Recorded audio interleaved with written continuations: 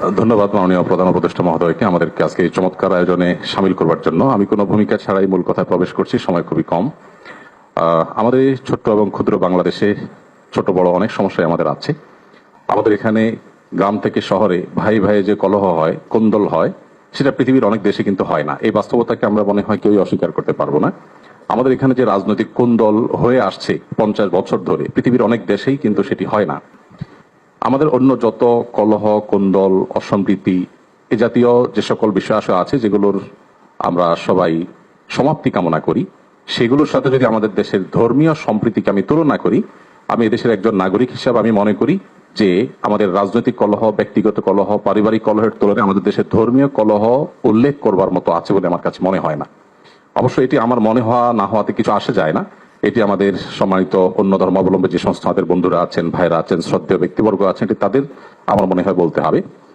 আমি শুধু এটুকু বলবো যে 5ই আগস্ট আমার ফেসবুক পেজে কয়েক মিলিয়ন ফলোয়ার্সকে লক্ষ্য করে আমি একাধিকবার লাইভে এসেছি, যেটা আমার দীর্ঘ 10-12 বছরের সোশ্যাল মিডিয়ার ইতিহাসে কখনো আসেনি। প্রত্যেকটি লাইভে আমি চেষ্টা করেছি এদেশের সর্বশ্রেণীর সাধারণ মুসলমান সহ অন্যান্য ধর্মাবলম্বীদেরকে শান্ত রাখবার আহ্বান করার জন্য।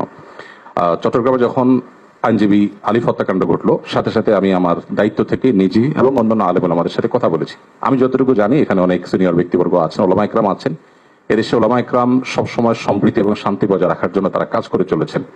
এবং আমার জানা মতে ওলামা ইকরাম রিনাউন্ড কোনো আলেম কখনো অন্য ধর্মাবলম্বীদের কোনো প্রকার শান্তি বিঘ্ন সৃষ্টি করার মতো কোনো কাজ, কোনো আহ্বান, কোনো উদ্যোগ তারা কখনো নিয়েছেন বলে আমার জানা নেই। পৃথিবীর অনেক দেশে যারা আমাদেরকে সকাল বিকাল নসিহত করেন, আমি তাদের প্রতি শ্রদ্ধা রেখে বলছি, সেখানে যেরকম আমরা দেখি দলে দলে মানুষ গিয়ে বিভিন্ন ধর্মাবলম্বীদের উপাসনালয়ে হামলা করে, আমাদের দেশে বিচ্ছিন্ন ঘটনা ঘটে না আমি তা বলবো না, তবে রিনাউন্ড ওলামা ইকরাম অত্যন্ত দায়িত্বশীল এবং দায়িত্বশীলতার পরিচয় তারা দিয়ে থাকেন। আমার মনে হয় এই জিনিসটা আমাদের অব্যাহত গতিতে এগিয়ে নিয়ে যেতে হবে। আমি আমাদের অন্য ধর্মাবলম্বী যে বন্ধুরা আছেন, ভাইরা আছেন, তাদেরকে বলবো প্রপাগান্ডায় আমরা যেন কোনোভাবে কান না দেই।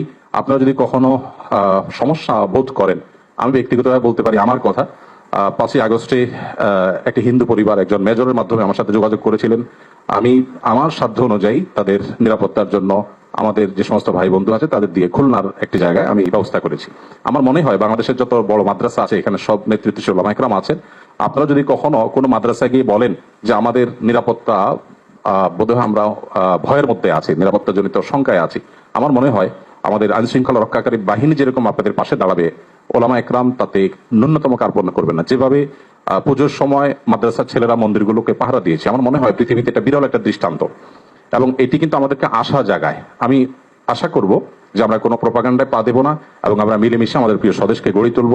আমরা যে যে ধর্মে বিশ্বাসী হই না কেন, প্রিয় স্বদেশটা আমাদের সকলের। আমাদের স্বদেশে কোনো কালিমা লাগুক আমরা চাই না। আমরা সকলের সম্মিলিতভাবে ঐক্যবদ্ধ থাকতে চাই, ঐক্যবদ্ধ রাখতে চাই। আমরা যদি সবাই ঐক্যবদ্ধ থাকি তাহলে আমাদের দেশটি ভালো থাকবে, আমরা ভালো থাকবো। আমি আশা করছি আমাদের ঐক্যে কেউ চির ধরাতে পারবে না এবং এক্ষেত্রে আমাদের সীসাডালা প্রাচীরের মতো চলতে হবে। আমাদের কোনো সমস্যার জায়গা থাকলে অবশ্যই আপনারা বলবেন, আমরা সেই জায়গাটাকে সংশোধন করব। কিন্তু আমরা আমাদের প্রিয় স্বদেশকে সমৃদ্ধ দেখতে চাই, মাথা উঁচু করে দাঁড়াতে পারে সেরকম দেখতে চাই। আমাদের তরুণরা আমাদেরকে যে নতুন বাংলাদেশ এনে দিয়েছেন, তারা নেতৃত্বে যে নতুন বাংলাদেশ এগিয়ে যাচ্ছে, এই অগ্রযাত্রাকে কোনো শক্তি যেন থামাতে না পারে। আমার মনে হয় ধর্ম বর্ণ নির্বিশেষে আমাদের প্রত্যেকেরই ঐক্যবদ্ধ থাকার, ঐক্যের শপথ নেওয়ার সময় এখন সবচেয়ে গুরুত্বপূর্ণ। সে বিষয়টি আমি সবার নজরে এনে আমি আমার বক্তব্য শেষ করছি। ধন্যবাদ সবাই। আসসালামু আলাইকুম। সংক্ষেপে 2 মিনিট 3 মিনিট এখন প্রায় শেষের দিকে চলে আসছে তো। আলহামদুলিল্লাহ ওয়াহদা ওয়াসসালাতু ওয়াসসালামু আলা মান লা নাবিয়্যা বা'দা। আমি আব্দুল্লাহ বিন আব্দুর রাজ্জাক। প্রায় 3 কোটি 3.5 কোটি যে জনগণ আছে তাদেরই একজন প্রতিনিধি বলতে পারেন। তো এই মোটামুটি সংক্ষিপ্ত পরিচয়। আমার কথা হচ্ছে আজকে যে বিষয়টি নিয়ে এখানে আমরা আলোচনায় বসেছি, এটির যদি আমরা মূলে হাত না দিই, আসল জায়গায় যদি হাত না দিই, তাহলে এটিকে সমাধান করা সম্ভব নয়। বাংলাদেশে যে সকল ধর্মের মধ্যে সম্প্রীতি বিরাজ করে তার সবচেয়ে বড় উদাহরণ হচ্ছে সাইফুল ইসলাম আলিফ হত্যার পরও বাংলাদেশে কোথাও কোনো প্রকার দুর্ঘটনা সংঘটিত হয়নি এবং সকল আলেম ওলামা নিজ নিজ জায়গা থেকে, আমি আমার জায়গা থেকে, সকল জ্ঞানীগুণী আলেম ওলামা নিজ জায়গা থেকে ফেসবুকে বক্তব্যে সবাইকে শান্ত থাকার আহ্বান করেছে। সুতরাং আমাদের দেশে সাম্প্রদায়িক সম্প্রীতি আছে, কথা শতভাগ সত্য। তারপরও আমাদেরকে বসতে হচ্ছে কেন? ওই জায়গায় আমাদের হাত দিতে হবে। আমরা আসলে ভূ রাজনৈতিক আন্তর্জাতিক রাজনীতির শিকারে পরিণত হয়েছি। এই জায়গায় যদি আমরা সমাধান করতে চাই তাহলে আমাদেরকে লক্ষ্য রাখতে হবে বড়। লক্ষ্য বড় রাখলে স্যার আপনার জন্য এটি সমাধান করা সুবিধা হবে। সেই বড় লক্ষ্যটি হচ্ছে প্রকৃত অর্থে আমাদের পার্শ্ববর্তী দেশে সংখ্যালঘুরা নির্যাতিত। পৃথিবীর ইতিহাসে কোথাও এখন পর্যন্ত কোনো ইবাদতখানা এভাবে ভাঙ্গা হয়নি যেভাবে আগামী 6 নভেম্বর শুক্রবারের দিন বাবরি মসজিদ আজ থেকে 50 বছর পূর্বে ভাঙ্গা হয়েছে। পুলিশ হেফাজতে যেভাবে মুসলিমদের হত্যা করা হয়েছে, মুসলিম এমপিকে, রানিং এমপিকে, এভাবে কোথাও হয়নি। এরকম আরো অসংখ্য ঘটনা আছে যেটা আমাদের পার্শ্ববর্তী দেশে প্রকৃত অর্থে সংখ্যালঘুরা নির্যাতিত। আমাদের দায়িত্ব মানুষ হিসেবে এবং তাদের পার্শ্ববর্তী দেশ হিসেবে, এবং 47-এ আমরা যে ওয়াদা দিয়ে এই দেশটাকে স্বাধীন করেছিলাম, সেই ওয়াদা রক্ষার্থে আমাদের দায়িত্ব হচ্ছে আমাদের পার্শ্ববর্তী দেশের সংখ্যালঘু নির্যাতনের প্রতিবাদে আমাদেরকে আওয়াজ উঠানো।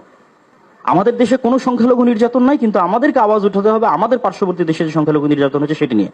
এই জন্য আমি আহ্বান জানাবো আমাদের মাননীয় প্রধান উপদেষ্টার প্রতি যে তিনি যেন এই বিষয়টির প্রতি দৃষ্টি দেন, এবং সবাই আপনার সাথে আছে। গতকাল রাজনৈতিক দলগুলোকে দেখেছেন, আজকে ধর্মীয় নেতাদের দেখছেন, সকলেই আপনার সাথে আছে, এবং আপনার হাতকে মজবুত করার জন্য দেশে যে জাতিগত ঐক্য তৈরি হয়েছে এটিকে আপনি সাহস হিসেবে ধরে নিন।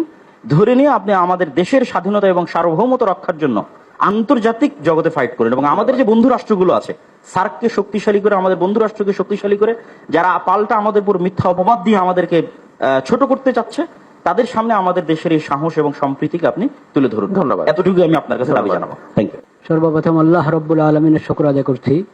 আল্লাহ তাআলা আমাদেরকে এই গুরুত্বপূর্ণ একটা বিষয় নিয়ে ফিকির করতে বসার তৌফিক নসিব করেছেন। এরপর মাননীয় প্রধান উপদেষ্টা সহ বাকি সকলের শুকরিয়া আদায় করছি। আমি সংক্ষেপে যে কথাটা বলতে চাই, আমার নাম আব্দুল মালেক, বাইতুল মোকাররম জাতীয় মসজিদের খতিব এবং দেশের একটি প্রতিষ্ঠান মার্কাজুদ দাওয়া আল ইসলামিয়া ঢাকা, এই প্রতিষ্ঠানের শিক্ষা বিভাগীয় প্রধান। যে কথাটি আমি বলতে চাচ্ছি সেটা হলো, সম্প্রীতি যদি আমরা চাই, আছে আলহামদুলিল্লাহ, এটাকে যদি বাকি রাখতে চাই, তাহলে সম্প্রীতি যারা নষ্ট করে সেই বিষয়ে আমাদেরকে নমনীয়তার সাথে অনমনীয় ব্যবস্থা গ্রহণ করতে হবে। এখন যে সংখ্যালঘুর কথা আমরা বারবার বলছি না, ইসলামের শিক্ষা কি? ইসলাম বলে, আবু বকর রাদিয়াল্লাহু তাআলা আনহু প্রথম খলিফা নবী করিম সাল্লাল্লাহু আলাইহি ওয়াসাল্লাম, উনি বলেছিলেন, তোমাদের মাঝে যে সবচেয়ে বেশি শক্তিশালী সে আমার কাছে দুর্বল যদি সে জালেম হয়, আর যে সবচেয়ে দুর্বল সে আমার কাছে সবচেয়ে বেশি শক্তিশালী যদি সে মজলুম হয়। এটা হলো বিষয়, জালিম এবং মজলুম। মজলুম যেই হোক তার পক্ষে আমাকে থাকতে হবে, আর জালিম সে যত বড় হোক, যত সংখ্যাগরিষ্ঠ যা যা তার থাকুক, তাকে জুলুম থেকে বিরত রাখা এটা দায়িত্ব। তথ্য সন্ত্রাস, এটাকে যদি নিয়ন্ত্রণ না করা হয় তো আমরা সম্প্রীতি ঠিক রাখবো কিভাবে? সম্প্রীতি আছে, তাও এখানে তথ্য সন্ত্রাস করে পেরেশানি করা হবে। এটার ব্যাপারে অনমনীয় হতে হবে তথ্য সন্ত্রাসের বিষয়। আর আরেকটা গুরুত্বপূর্ণ বিষয় বলতে চাচ্ছিলাম, আমাদের ধর্ম সম্প্রীতির কথা যেটা আছে, ধর্মকে গুলিয়ে ফেলা এটা কিন্তু ধর্ম সম্প্রীতি। ধর্মের অপব্যাখ্যা, একটা ধর্মে একটা জিনিস নাই, সেটাকে ওই ধর্মের উপরে চাপিয়ে দেওয়া হলো, অন্যদেরকে খুশি করার জন্য নিজের ধর্মের মধ্যে বাড়ানো কমানো হলো, এটার নাম কখনো ধর্ম সম্প্রীতির বিষয় না। প্রত্যেক জিনিসকে স্ব জায়গায় রাখতে হবে, এবং স্ব জায়গায় রাখলেই যথাযথ ফায়দা আমরা পাবো। আল্লাহ তাআলা আমাদেরকে তৌফিক দান করেন। ওয়া আখিরু দাওয়ানা আলহামদুলিল্লাহ।